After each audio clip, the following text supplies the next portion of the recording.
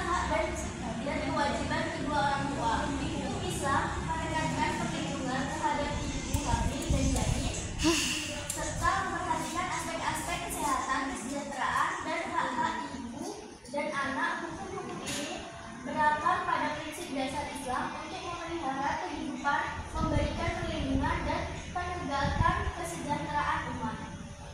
Landasan utama dalam hukum Islam terkait kehamilan yang pertama ada kehidupan dan kesucian jiwa. Dalam Islam, kehidupan dipandang sebagai sesuatu yang suci. Al-Quran menyebutkan pentingnya menjaga kehidupan termasuk kehidupan janin dalam kandungan firman Allah dalam surat Al-Isra ayat 31 menegaskan agar tidak membunuh anak-anak karena takut miskin sebagai bukti bahwa Islam sangat menjunjung tinggi nilai kehidupan. Yang kedua, ada hak dan kewajiban dan ada hak dan kesehatan ibu hamil. Islam memberikan perhatian besar pada kesehatan ibu selama kehamilan, termasuk memberikan hak kepada ibu dan mendapatkan nutrisi yang cukup, istirahat, dan perlindungan dari stres atau bahaya dalam Islam. Suami memiliki kewajiban untuk menjaga istrinya yang hamil dan memenuhi kebutuhan kesejahteraannya baik secara fisik maupun mental. Yang ketiga ada perawatan janin atau memperhatikan terhadap anak dan yang dikandung. Islam menekankan bahwa janin memiliki hak yang harus dijaga sejak dalam kandungan. Salah satunya adalah perlindungan terhadap kesehatan dan keselamatan janin dari segala bentuk ancaman. Dalam hal ini, syariat melarang konsumsi zat-zat berbahaya seperti alkohol atau narkoba oleh ibu hamil karena dapat membahayakan janin. Vinyai nggak bisa.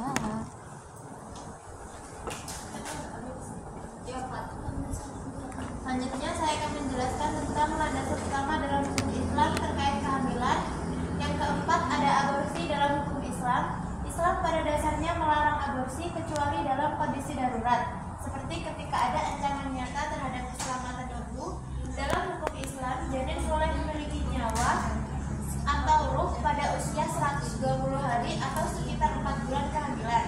Dan aborsi setelah waktu itu dianggap haram kecuali untuk landasan medis yang sangat mendesak. Sebelum 120 hari ada pendapat yang berbeda di kalangan ulama, tetapi umumnya aborsi tetap dianggap tindakan yang tidak diizinkan kecuali ada kondisi darurat. Yang kelima ada pendidikan dan kesejahteraan anak, yaitu tanggung jawab dalam Islam tidak hanya berhenti pada kehamilan, tetapi berlanjut setelah kelahiran anak. Orang tua wajib memberikan pendidikan agama, kesehatan, serta kesejahteraan yang baik bagi anak yang lahir. Tanggung jawab ini diatur dalam Al-Quran dan hadis sebagai bentuk amanah orang tua terhadap anak yang merupakan titipan dari Allah. Selanjutnya ada hukum-hukum terkait kelahiran. Yang pertama azan dan iqamah di telinga bayi, yaitu mengumandangkan azan dan iqamah di telinga bayi yang baru lahir adalah sunnah dalam Islam yang bertujuan untuk memperkenalkan bayi pada kalimat tauhid sejak awal kehidupannya. Yang kedua ada tahnik.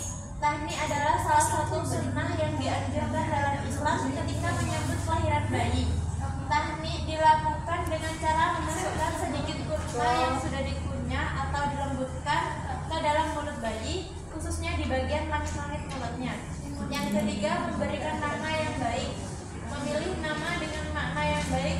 Rasulullah SAW menganjurkan umatnya untuk memberikan nama dengan makna yang baik, karena nama tersebut bisa menjadi doa dan mempengaruhi kepribadian serta perilaku anak.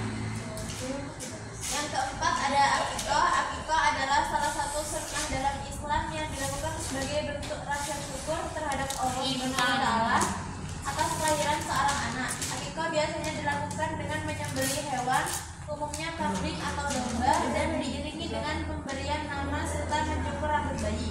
Yang keenam ada khitan. Khitan atau sunat adalah salah satu praktik yang sangat dianjurkan dalam Islam, baik untuk laki-laki maupun perempuan, meskipun khitan bagi perempuan tidak bersifat sunnah. Yang kelima mencukur rambut bayi. sunnah mencukur rambut bayi pada hari ke-7 dan bersedekah sesuai berat rambut dalam bentuk emas atau perak. Mencukur rambut bayi yang baru lahir adalah salah satu sunnah dalam Islam yang dianjurkan pada saat akikoh, biasanya pada hari ke-7 setelah kelahiran. Tindakan ini dianggap sebagai simbol penyucian dan bentuk syukur atas karunia Allah yang diberikan kepada keluarga. Berikutnya adalah penjelasan tentang menjaga melahirkan seorang ibu yang berpikir. Hakikatnya adalah sebuah perjuangan yang berat. 9 bulan ibu harus menjaga dan merawat penuh hati-hati agar kelak si jabang bayi dilahirkan dengan selamat. Demikian besar perjuangan ibu melahirkan sang anak. Faktanya tidak semua selamat. Ibu yang meninggal dalam keadaan melahirkan terhitung sebagai syahid. Namun syahid tersebut berbeda dengan orang yang berperang di jalan Allah, karena tetap wajib dimandikan, dikafani dan disolati. Imam Nawawi menggolongkan lagi syahid karena melahirkan sebagai syahid akhirat, di mana mereka tetap dimandikan dan disolatkan.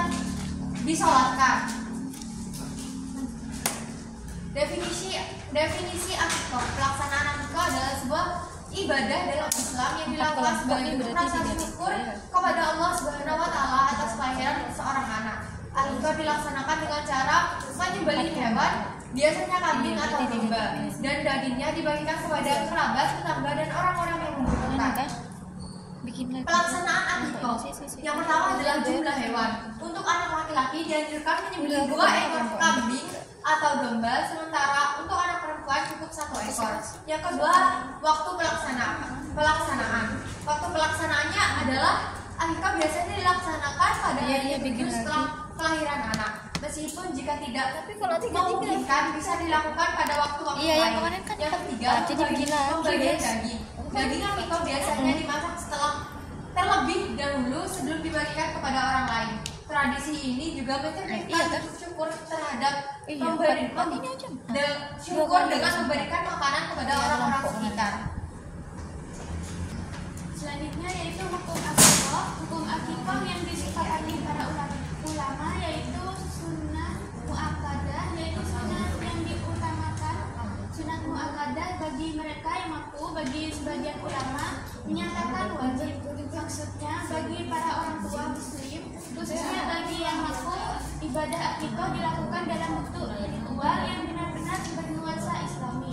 Tentu sudah menjadi kebanggaan bagi orang tua dengan rasa cinta kasih bisa mengakikahkan anak-anaknya dengan berharap limpahan karunia dan pahala Allah Subhanahu wa Ta'ala. Mengingat hukum mustahab, maka tidak akan memberatkan bagi orang tua memang benar-benar tidak mampu dalam berakikah, karena dengan tanpa mengakikahkan anak-anaknya pun mereka tidak akan mendapatkan sanksi siksaan dari Allah Subhanahu wa Ta'ala. Itunya saya belum di print. Itunya masalahnya. Lupa aku.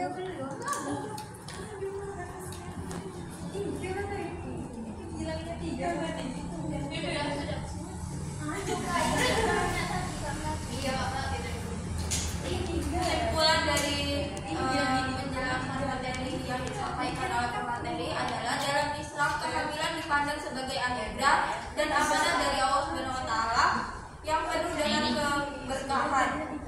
Ajaran-ajaran terkait kehamilan dalam Islam bertujuan untuk menciptakan lingkungan yang penuh kasih sayang dan spiritualitas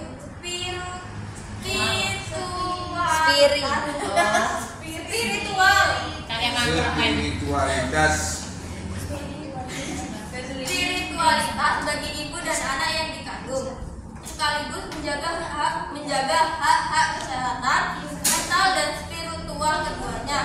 Dalam Islam, kelahiran seorang anak adalah peristiwa yang sangat disyukuri dan terdapat beberapa hukum serta sunnah yang dapat dianjurkan untuk menyambutnya. Hukum-hukum seputar kelahiran dalam agama Islam yaitu tahnik, azan, dan iqamah. Pemberian nama yang baik, akikah, khitan, mencukur rambut bayi. Secara keseluruhan, hukum-hukum ini bertujuan untuk memberikan keberkahan bagi bayi yang lahir serta menyempurnakan hak anak dalam keluarga muslim.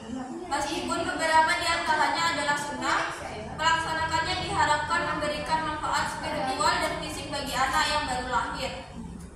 Apakah ada yang ingin ditanyakan? Ya, ayo.